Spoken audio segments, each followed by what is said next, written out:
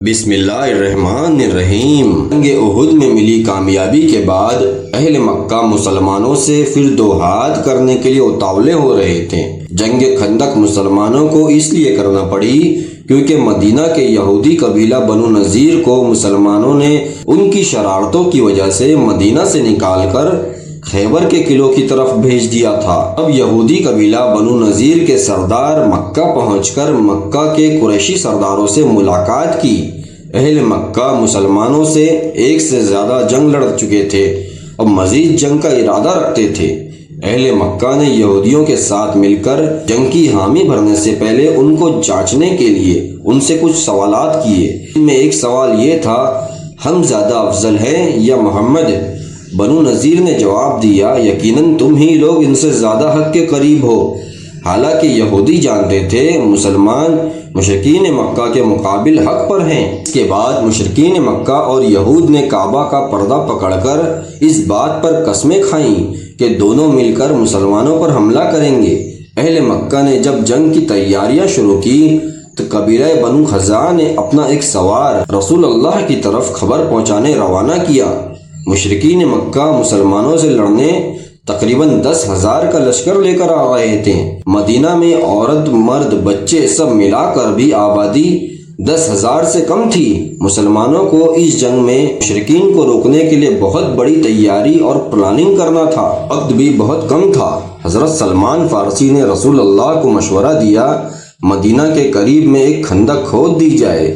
سب مسلمانوں نے اس مشورے پر اتفاق کر لیا کیونکہ مدینہ تینوں طرف کھجوروں کے باغات اور پہاڑوں کی وجہ سے سیف تھا۔ دشمن صرف شمال سے ہی حملہ کرنے آ سکتا تھا، اس لیے رسول اللہ نے شمال کی طرف خندق کھودنے کا مسلمانوں کو حکم دے دیا اور آپ خود بھی اس کام میں شریک ہو گئے۔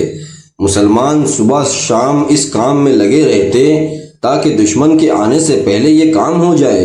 اس دوران میں رسول اللہ سے صحابہ کرام نے ایک چٹان نما پتھر کے بارے میں بتایا کہ ہمارے اوزار ٹوٹ گئے اللہ کے رسول، لیکن وہ پتھر نہیں ٹوٹتا۔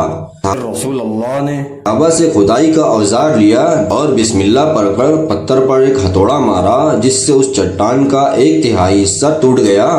تو رسول اللہ نے کہا، یمن کی چابیاں میرے حوالے کر دی گئی۔ پھر آپ نے دوسرا ہتھوڑا مارا تو چٹان کا دوسرا آدھا حصہ بھی ٹوٹ گیا۔ آپ نے کہا، شام کی چابیاں بھی مجھے عطا کی گئی۔ پھر رسول اللہ نے تیسرا ہتھوڑا مارا تو کہا، فارس کی چابیاں بھی مجھے عطا کی گئی۔ صحابہ یہ سن کر حیرت میں پڑ گئے تو رسول اللہ نے کہا، حضرت جبرائیل علیہ السلام نے مجھے بتایا آپ کی امت کو یہ سب علاقہ دیا جائے گا۔ 6 دن محنت کے بعد مسلمانوں نے رسول اللہ کے ساتھ مل کر خندق کھود لیے تو رسول اللہ نے مدینہ کی عورتوں اور بچوں کو محفوظ سیکیورٹی والی جگہ پر پہنچا دیا اور پھر آپ نے 3,000 صحابہ کو لے کر خندق کی طرف روانہ ہوئے۔ دشمن اتنی تعداد میں تھے کہ 2 گروپ بنا کر پڑاؤ کیا۔ جب مدینہ کے شمال کی طرف پہنچے تو اتنی بڑی خندق دیکھ کر حیرت افسوس میں پڑ گئے کیونکہ عرب میں اس سے پہلے دفاعی نظام کا ایسا طریقہ نہیں دیکھا گیا تھا۔ پھر مشرکین مکہ نے یہودیوں کے پاس مدد کا پیغام بھیجا۔ یہودی بنو نذیر کے سردار کو پیغام ملتے ہی وہ خیبر کے قلعوں سے نکل کر مدینہ میں موجود یہودی کے ایک قبیلے کے پاس گیا جو قبیلہ ابھی تک مسلمانوں کے ساتھ معاہدے میں تھا، لیکن اس ملاقات کے بعد اس یہودی قبیلے نے بھی مسلمانوں کے ساتھ ہوا معاہدہ توڑ دیا اور مسلمانوں پر حملہ کرنے راضی ہو گیا، اس شرط پہ کہ اب مدینہ سارا کا سارا ان کے حوالے ہو جائے گا۔ اب مسلمان 2 طرف سے گھر گئے، ایک طرف مشرکین اور دوسری طرف مدینہ کے یہودی۔ خندق کے اس پار سے مشرکین مکہ روز تھوڑے تھوڑے آدمی خندق پار کرنے کی کوشش کرتے لیکن ناکام ہوتے۔ جب کوئی خندق پار کرنے آتا تو اوپر سے مسلمان تیر اور سنگ باری کے حملے کرتے۔ اس طرح 20 دن گزرنے کے بعد دشمن کا ایک شخص خندق کا معائنہ کرنے کے بعد معلوم کر لیا کہاں سے خندق کی چوڑائی کم ہے اور اپنے گھوڑے کو لے کر پار کر لیا۔ سیدنا علی رضی اللہ عنہ نے اسے دیکھ لیا اور اسے واپس اپنے علاقے میں جانے کی وارننگ دی تو اس نے کہا، مجھے بچوں سے نہیں لڑنا، اپنے بڑوں کو لاؤ۔ تو علی رضی اللہ عنہ نے کہا، مجھے تمہیں مارنا پسند ہے۔ وہ غصے میں علی رضی اللہ عنہ پر حملہ کیا لیکن حضرت علی نے اپنا دفاع کر لیا اور پھر ایک وار کیا اس پر جس سے وہ وہیں ختم ہو گیا۔ یہ دیکھ کر اس کے ساتھ خندق پار کیے کچھ لوگ بھاگنے لگے تو حضرت زبیر رضی اللہ عنہ نے دوڑ کر ان کو ختم کیا۔ یہ بات معلوم کر مسلمانوں کے آگے اور پیچھے دونوں دشمن کا صبر کا پیمانہ ختم ہو چکا تھا اور وہ مارے غصے کے اب وہ حملہ کرنے ہی والے تھے کہ ایک معاملہ ہو گیا۔ دشمن کی فوج سے چپکے سے نکل کر ایک شخص رسول اللہ کے پاس آ کر اسلام قبول کر لیا اور اس شخص کا دشمن کے دونوں گروہ میں بڑا مقام تھا۔ پھر اس نے رسول اللہ سے کہا، میں ان دونوں دشمنوں کو آپس میں لڑا کر ان کے حملے سے مسلمانوں کو بچا سکتا ہوں۔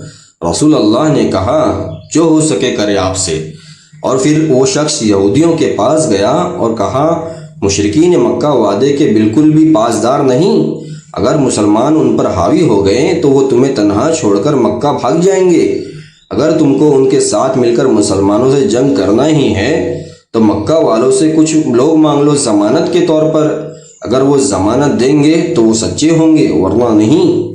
پھر یہ شخص مکہ کے مشرکین کے پاس گیا اور کہا، یہودی اور مسلمان ملے ہوئے ہیں اور وہ تمہیں مروانا چاہتے ہیں تاکہ مکہ ان کے ہاتھوں میں آ جائے۔ اہل مکہ نے ٹیسٹنگ کے لیے یہودیوں سے کہا، تم مسلمانوں پر حملہ شروع کر دو، ہم بیچتے ہیں لوگ۔ تو جواب میں یہودیوں نے وہی کہا، پہلے کچھ لوگ ضمانت کے طور پر ہمارے پاس بھجوا دو اپنے۔ لیکن مشرکین مکہ کو اپنے لوگوں کو دینا پسند نہیں تھا تو انہوں نے انکار کر دیا۔ تو یہودیوں کو لگا مکہ والے ہمیں دھوکہ دیں گے، اور پھر انہوں نے یہ معاہدہ توڑ دیا اہل مکہ کے ساتھ اور دونوں میں درار پڑ گئی۔ جنگ چلتے کئی دن ہو چکے تھے، مکہ سے آئے مسلمانوں کے دشمن کا خرچ اور کھانا بھی ختم ہونے لگا تھا اور مدینہ کے ٹھنڈے موسم کی برداشت کرنا بھی مکہ کے دشمنوں کے لیے ناممکن ہو رہا تھا، اور ایک ہوائی طوفان بھی آ چکا تھا جس سے ان کا پورا نظام خراب ہو چکا تھا۔ تو انہوں نے واپس مکہ جانے کا فیصلہ کر لیا اور چلتے بنے۔